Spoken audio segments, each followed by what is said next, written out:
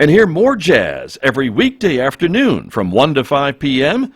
only on 90.9 FM KSJE, Farmington. KSJE is supported by San Juan Regional Medical Center, which is officially baby-friendly. This evidence-based initiative is designed to support mother-baby bonding and optimal infant feeding practices by upholding the 10 steps to successful breastfeeding.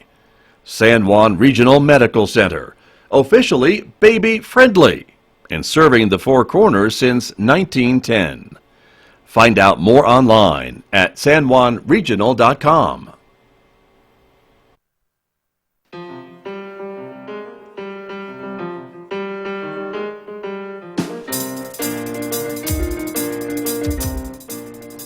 Eleven minutes past 8 o'clock. It is Friday morning, January 10th. Good morning, everyone. I'm Scott Micklin, and thank you for tuning in to KSJE. 90.9 FM over the air in San Juan County, 103.3 FM over the air in Durango, Colorado, and streaming everywhere, of course, from our website at ksje.com. Special welcome to our viewers who are watching our visual radio program this morning. We are streaming live to the KSJE YouTube channel and to our Facebook page.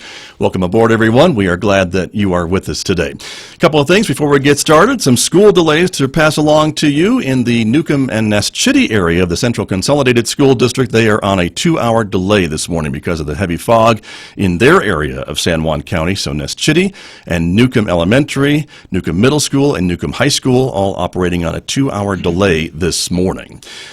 Coming up in just a moment, I'm going to be talking with author Rodney Barker about his book, The Broken Circle, which chronicles some of the civil protests here in Farmington in the 1970s. We hope you'll stay tuned for that. It's coming up in the next few moments right here on KSJE. Later on this hour, we'll be checking in with Wally D Sports. She's going to be bringing me up to speed on all the prep sports activities in the new year, so that's coming up at 8:50 this morning. Next hour, Mick Hess will be here roving with the arts. He is playing music from Rodgers and Hammerstein, the music Allegro, coming up today at 9:06 on KSJE. Then we'll skip ahead to noon. It is our program with the Farmington Police Department, the Cop Shop with FPD. Farmington Police Chief Stephen Hebby will be here today at noon. You can listen over the air or watch the visual radio program today right here on KSJE. And at 12:30 on Fridays, of course, it's always Cuentos, Hana, and Tales. It's our storytelling program produced in cooperation with the Farmington Public Library. That'll be on the air today at 12:30. Of course, you know we're on Facebook and YouTube. You can also follow us on Twitter and connect with KSJE on Instagram as well. Our weather forecast, once this fog clears up, it's going to be a mostly cloudy morning, becoming partly sunny by this afternoon. Today's high 37 in Farmington, but the winds will kick up. We could see gusts up to 40 miles per hour today. 37 for a high, 13 and clear overnight tonight, and then mostly sunny skies Saturday and Sunday with highs in the mid-30s and overnight lows in the mid to lower 20s before the next chance of snow showers comes into the forecast Sunday night and on into Monday. We always say, of course, that visual radio can take you places. Let's take you to Wyoming. This is the Grand Teton National Park from a few moments ago.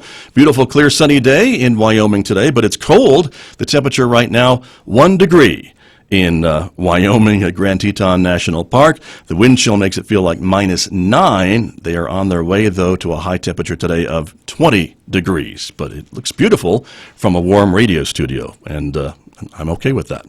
Let me turn to my guest, who is here with me this morning to talk about his book, The Broken Circle. Rodney Barker is here. Mr. Barker, it's a pleasure to have you at KSJE. Good morning. Good morning. Thank you for having me. Thank you for being here. And so for folks who are unfamiliar with your book, and I can't imagine anyone within the sound of my voice that is not familiar with your book, but this is a book that you wrote and spent about 3 years researching, and it was published in the 1990s, in 1993, about this time in Farmington's history in the 1970s when there were civil rights protests and unrest because of some long simmering issues in our community. Is that a good way to describe it? Yeah, I'd say long simmering issues that broke out into a series of vicious crimes. I think that's very accurate. Yeah, yes, sir. right. And these crimes were basically the murder, I don't know any way to put it, of these young Navajo men by Anglo suspects and culprits, By right? Anglo teenagers, yeah. Yes. At that particular time in Farmington, there was kind of a high school sport, if you will, kids to go out and to roll inebriated Indians for their hats, for their boots. And it was kind of a game they played. And rolling meant beating them up. Rolling, yeah. Rolling was the phrase yeah. they used for that. Right. And sometimes it would get vicious. And in this particular circumstance, there was a series of murders of 3 Navajo men. And after they investigated it, they found it was 3 Navajo teenagers from Farmington High School who had done the killings. You said Navajo, but I know you mean Anglo. Oh, I'm sorry, 3 Anglo teenagers who had... But that was the issue, Yeah. yes, of course. Sure. And throughout then the punishment and the trials and things like that, there were a lot of folks that felt that these perpetrators were not punished severely enough, right? Well, yes. The issue was that they were 15 and 16 years of age, and by law, they could not be tried as adults. So the nature of the crime, the egregious nature, and we're not talking about just murdering. We're talking about torturing to death these men. So when the issue of whether or not we're going to put them on trial, how that trial is going to go, they had to be evaluated by psychiatrists and psychologists to determine whether or not they thought they could be rehabilitated. That was just the way the law was. Right. So the background to that investigation was we found the perpetrators, they evaluated them, they determined that at that age they could not say that they were incorrigible, that they could not be treated. So they ended up being sentenced to several years at Springer Boys School. Right, for that rehabilitation, and then in the hopes that they could come back and become productive members of society. That was the hope, yeah. Right. And so your book, tell me the story about what brought you to write this book and what brought you to Farmington, because there is a story about that, I know. Yeah, sure. I sometimes feel that my stories choose me, and this is a dramatic example of it. In 1974, when all this took place, I was living in Durango, and I was working as a freelance investigative journalist, writing for newspapers and magazines. I happened to come to Farmington one Saturday, oblivious to the history of what was going on, and there was a parade coming down Main Street in Farmington, and I literally parked the car, got out, and started to see what was going on. I was going to go over hiking over in the Bistye, actually, and basically walked into a riot, a street riot. Knew nothing of the background and the history. All I knew was that there was a confrontation going on between the police and what looked like a group of militant Indians on Main Street, and the next thing I knew, tear gas was flying, and I became wrapped up in the middle of that. And next thing you know, I was arrested. And it was while I was in jail sorting things out that I met several of the militant Indians who had been organizing and protesting, saying that they didn't feel the acts of these 3 kids was just isolated events. They felt that the town itself needed to be held responsible. And so that's why they had stepped out to interrupt this parade. And so learning about that background as a writer, as a journalist, I thought there's an interesting story here. And so I talked to them, I met them, but it wasn't until about 15 years later that I came back to this story to decide to write about it. Interesting. And we've got some images to share with our viewers who are Right, watching yeah. about this period of time, these historical images that are really powerful to share and really take you back in time to those events, right? Yeah, right. I mean, this was a photo archive put together by a photographer that ended up being exhibited at Stanford University, and he was a photojournalist, and he took pictures of the marches that were going on. Bob Fitch is who Bob you're Fitch speaking is his of, name, right? yeah. And we appreciate the use of these photos from his Yeah, archive. yeah, it did. Yeah. Yeah. But for people who weren't here then or who have a distant recall, these images do bring it back and make it alive. Right, and I think for a lot of folks who are hearing us this morning, Rodney Barker, they can't imagine this town being the location of a protest, being the location of these heinous crimes happening, and things along that line. So it really is, I think, an education for folks to really go back to in that time. And this is a time in America when, in the 1960s, we saw civil rights protests throughout the country and riots in other American cities too. It wasn't that long after those. Sure, and that's why I wrote the book. As I came back 15 years later. I mean, these events happened in 1974, and I didn't start researching and writing the book until the late 80s. And I guess I assumed that it would already be written, or there'd be something. I know it was covered in the newspaper, but like a lot of communities back in those 60s and 70s, there hadn't been someone to come in, sort of an official historian, if you will, talk to all different people, all different sides of the story, and take a look at it. And so I decided that was an opportunity for me to talk to all sides, be it the Native community, be it the Anglo community, be it the law enforcement community, and the challenges there, and to put it together so there would be an archival document that 25 years later, where we are now, people could look back on and learn about. Right. And this incident's got the attention of the federal government. Sure. A Civil Rights Commission came in to look at the conditions, and they came out with a report after doing a series of interviews in the town and holding meetings. And they actually came back some 30 years later to issue a report on a follow-up back in the early 2003, I believe it was. Has Farmington changed as a result of that? In what ways has it changed? Exactly, and I think they did discover that hopefully things had changed for the better in those ensuing 30 years. Yeah, they did. I mean, they said there were still areas of improvement, but by and large, a lot of changes, positive changes have been made. You know, it's that old line: if you don't learn from history, you'll repeat it. Right. And so, be it my book, be it their report, this was a way for people to to learn from that, so we don't fall inadvertently back into that same kind of situation. Sure. And what do you say to people who say, but shouldn't we just not worry about these negative things? It really casts our town in a negative light, and we want to move beyond that, Rodney Barker. Why do you pull this stuff back up and write about it? Well, I mean, I think there's the assumption that, well, if it happened once, it can't happen again. And I felt that's not necessarily true at all. And I just felt that a document like this was something people could refer to. Here I am today. I mean, it happened in 74. We're talking... It's awfully early for me to do math, but I'm going to try. Yes, sir. Long time ago, yes. 40-some years. Yes, sir. But it's something that is being taught. I mean, it's being taught not just in Farmington, but at I've been contacted by a number of college courses on cross-cultural conflicts and how they're handled and how people can learn from that. So the book has made a contribution beyond Farmington. Right. And I would think, too, that Farmington, even though that's the focus of your book, but these issues are raised in other communities all across the country, all across the world. Yeah, after the book came out, I was contacted by a number of writers from back east. Actually, the Washington Post in particular is one, where the fellow had read my book and he was going to go down. It wasn't to Selma, but was one of the communities in the South that had been racked by civil rights violence, to go down into that community and to try to do the same kind of thing.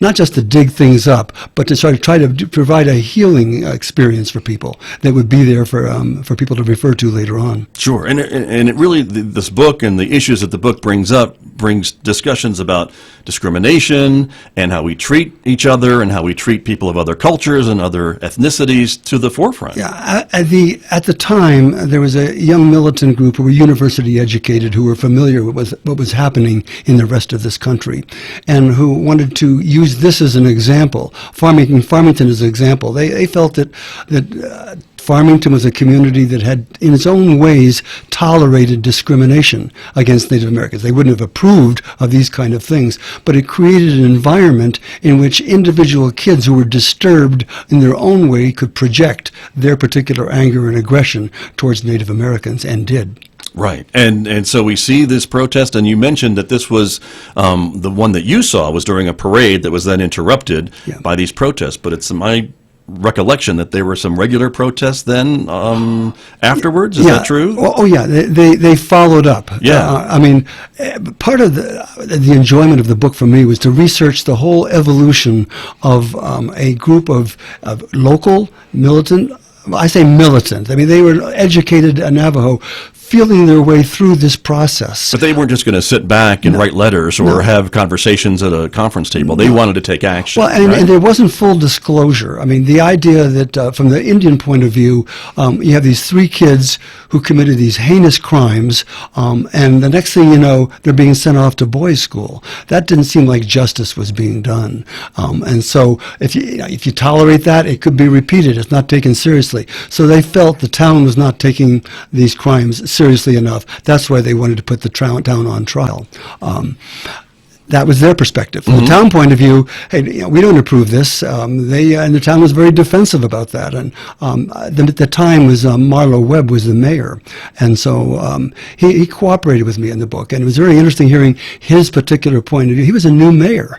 Here he had the Chevrolet dealership in town. Now he becomes the mayor, and he inherits this problem. So it was interesting for me to talk to him about somebody who felt responsible for the town. There are these horrible crimes. He's being held accountable. How does he handle it as well, too? Right, but the mayor has no power over the judicial system and how these boys were prosecuted. And right? the judge in the case didn't say why these, when the boys' school, the records of the examinations of the kids were not revealed at the time. So this is not a book, or any kind of a full accounting could have not have been written at that particular time. Time had to pass. Sure. And I imagine there were calls for boycotts and things like that, and certainly Farmington is very dependent on the Navajo Nation and the Native American people for economic prosperity in town. Yeah, I had the privilege of sitting in on some of the discussions dealing with the I shouldn't call it the militant Indians, but they were the native community that was not going to sit still for this, and that wanted to have change, and felt that this was an opportunity to discuss various ways that they could affect change. One of the things that was considered was an economic boycott, because they wanted their grievances to be taken seriously. Right. The pictures, again, that you shared with me and that we're sharing with our viewers are showing a little bit about the police response. And here's a shot of a line of police officers that are maybe in front of a more residential part of town to maybe contain whatever was going on to the downtown area and not have it spread throughout the city. Yeah, and again, Farmington had not experienced anything like this before. Right. Most communities that have been shaken up by civil disobedience have not had experience like that. So it's learning as you go. Sure. Well, and these were in bigger places like Chicago, and Los Angeles, and New York, right? Not Farmington, New Mexico. Right, right. What was unique here, of course, is it's a Navajo reservation border town, and the issues of the juveniles and how they could be, whether they should be held accountable, and then again, there was a sort of the boys were sent out of town. This parade that I was arrested at was a Saturday, the day before, literally the day before. The judgment had come down that the boys would not be tried as adults, but as kids, and they were taken out of town to Springer. So this was the very next day. So it was a hot time. Right. And of course, in this time, these days with social media, we think that things happen very, very quickly. But back in the 1970s, for something to get organized and happen the very next day, that shows a lot of get out and talk to people and gather people and make this happen. Yeah, it did. It's a fascinating story on a lot of different levels. And I will say that there are people who have heard about the book and have formed a judgment about it, and to which I just say, please read the book and then let's have a conversation. Sure. Because I really went a lot of effort to be fair to everybody, to sort of so you understand their point of view, where they're coming from, be it the Indian, the non-Indian point of view as well. Right. We have a comment on Facebook, Mr. Barker. They're talking about being at Farmington High School in the mid-'90s and still talking about rolling Navajos on Friday nights. How disappointing is that? Well, I mean, race relations in a border town are not something that are going to be done away with. It's a matter of managing it. And so, yes, they're going on. As I said before I came here today, I did my homework and did some research. And part of that was looking at accounts in newspapers and talking to different people. I'm told it's still going on. Not that there are deaths going on there, but that's sport, that there are reckless kids out there doing these kind of things. The phrase after dark was used before.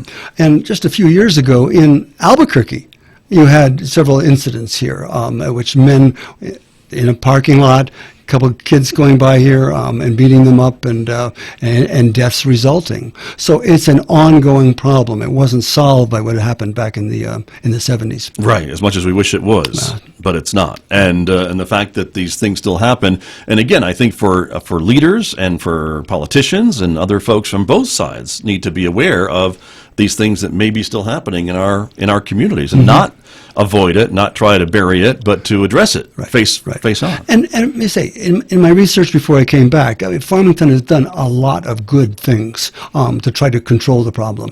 Is it still there? Can they control everything? Not at all. But I mean, I have to say that one of my hopes when I wrote the book was that Farmington would not move into denial about it, but that actually there was an opportunity here for it to be a community that could show how it respond to these situations and be an example of positive healing for other communities as well too. And I think there are aspects of what's happened in Farmington other communities could look to and learn from. Right. And I think law enforcement and politicians and others, I think, are very aware of the past and also what bubbles kind of under the surface, that we are just an incident away from perhaps another similar situation if it's not handled properly. Would you agree with that? Absolutely. And that's where, I mean, at the time, the names of these kids, I mean, weren't public. Just their ages, 15 and 16. Right. Well, they were juveniles, and so normally those weren't understandable about that. But when I did investigations into their background and the individual family circumstances they grew into, these were disturbed kids, and this played out. And who did they target? They targeted people that they didn't. One kid called them subhumans, and they inebriated Navajo, making themselves vulnerable, making themselves targets like that. When kids have problems, they're going to go after the disadvantaged. They're going to go after the weak. They're going to go after the people who they think less of. So that's why, that's why I went into the background like I did to see where these kids were. And that's fascinating stories. And then what happened to them after they got out of Springer. That was going to be my very next question, because I know a lot has been said about these boys, and that they may have gotten their just desserts because of what they did. Well, that's kind of what brought me back to the story. It was some 15 years later. I was at an art show actually on Palm Springs, and walking to this hotel, and the artists had different rooms, and I went into a room, and there was a fellow there, and he had pictures of shiprock all over the walls, and got into a conversation, and he said, "Are you familiar with the Four Corners and shiprock?" I said, "Yes, I have." And he said, "Well, I'm from Farmington. Are you aware of Farmington?" This is 15 years after I'd been arrested, right? I said, "Yeah, I had my experience with Farmington too," and I mentioned that I had gotten arrested, and he said to me, "Oh, did you hear what happened to the 3 kids who did the killings?" And I had not followed up, so I said, "No, I didn't." And he said, "A Navajo shaman put a curse on them, and they're all dead." I had not heard that. I didn't know if it was true, but that triggered that triggered me sort of coming back and doing my own research to find out about that.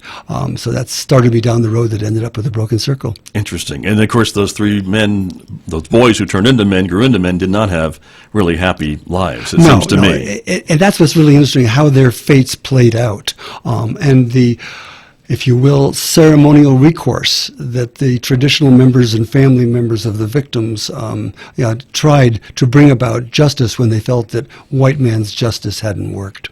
Right. The book, again, The Broken Circle, it was published in 1993, and it's still available, I know, for folks. Right? It's an ebook on Kindle. Okay.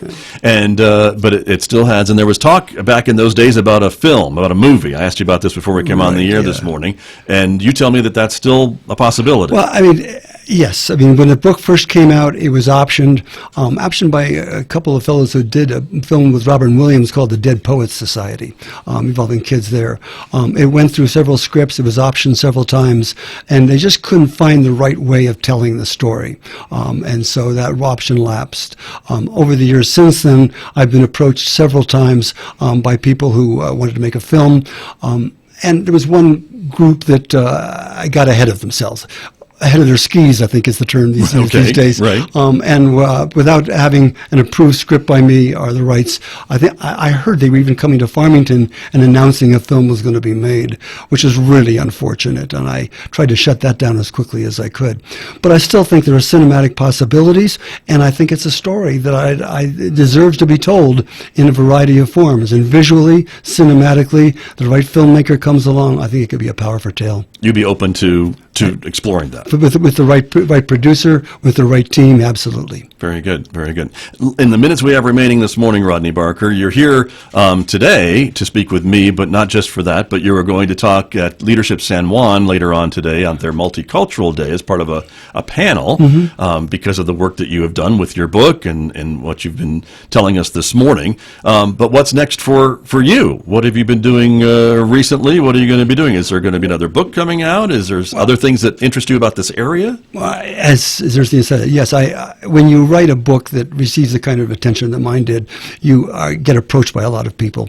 And so over the years, I've sought out different stories that I was interested in. A number of them haven't panned out. I just finished a book. It's actually a doctor got a hold of me, and he was addicted to opioids. And he had a doctor. And he had a very, very dramatic story. I've been interviewing him and talking to him, and it goes in completely unanticipated directions. So I'm working on that particular story. I look for topical stories to write. Right, and so obviously you stay very busy. Yeah, I have stayed busy. Very much I so. still live in the Southwest here, though. Good. Very good. Well, it's been fascinating to have you here this morning. I can't thank you enough for taking some time to come in and talk with me about this very important time in our community's history. And again, to hear you say that you can see some improvements, I think is good, because you saw the town at its very worst, and I'm hoping you can see it at its a little bit better. Let me just say that after the show here this morning, I'm going to be speaking at Rocinante School. Right. And there have been some teachers up there who have been very progressive in having their students read the Broken Circle and then communicate directly to me. And I've gotten some wonderful messages from people, students who've read the book, what it meant to them, and then commenting it too. So, I mean, the whole community, talking with you, Scott, meeting with Rocinante, being part of the leadership, I'm glad to be back. Well, it's great to have you back. And again, it's important, I think, for everyone in the community to know about our history, the good, the bad, the ugly, all bits and pieces of it, because you really can't learn from it unless you really understand it. That's right. And if you don't learn from it, you'll repeat it. That's true, and we don't want to do that. No. So, Rodney Barker, a pleasure. Thank you for coming in. Thank you, Scott. You're very welcome. Author Rodney Barker, my guest here of The Broken Circle, my guest on KSJE. And I'll be back with more in just a moment, everyone. The time right now is 8:36.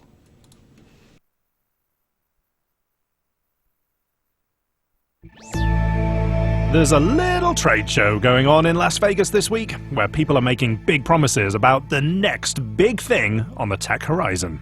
From American Public Media, this is Marketplace Tech, Demystifying the Digital Economy. I'm Jack Stewart in for Molly Wood.